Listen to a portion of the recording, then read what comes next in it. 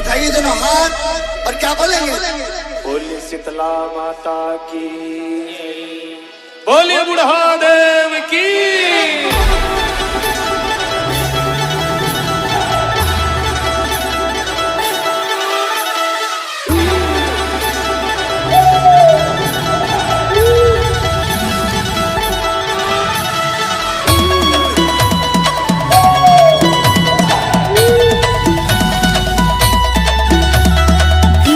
रुपेश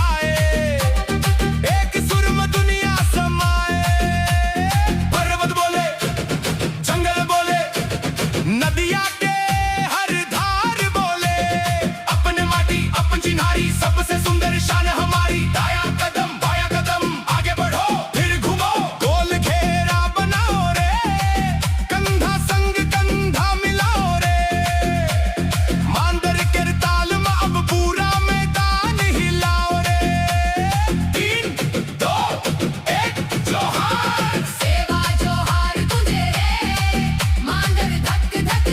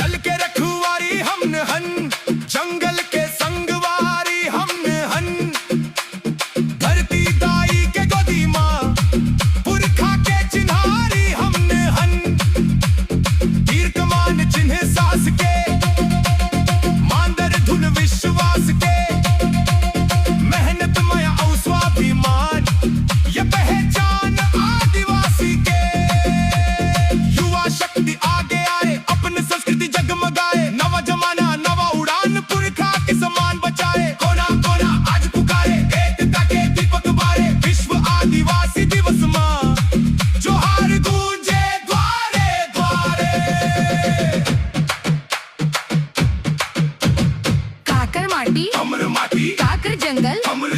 काकर संस्कृति हमर संस्कृति सेवा जोहार सेवा जोहार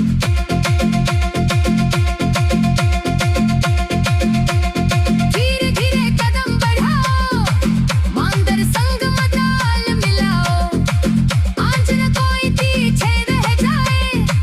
सबको छूओ सबको गाओ हाथ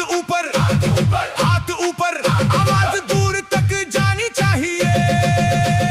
सेवा जोहार सेवा जोहार सेवा जोहार गुंजे रे मांदर धक धक बाजे रे विश्व आदिवासी दिवस में पूरा संसार नाचे रे धक धक धक मांदर बाजे झूम झूम तन डोले हजारों हाथ उठे आकाश में सेवा जोहार बोले रे सेवा जोहार गुंजे रे मांदर धक धक बाजे रे विश्व आदिवासी दिवस में पूरा संसार नाचे रे सेवा जोहार आदिवासी एकता पर नाचे रे वो संसार संसार जोहार सेवा जोहार सेवा जोहार सेवा जोहार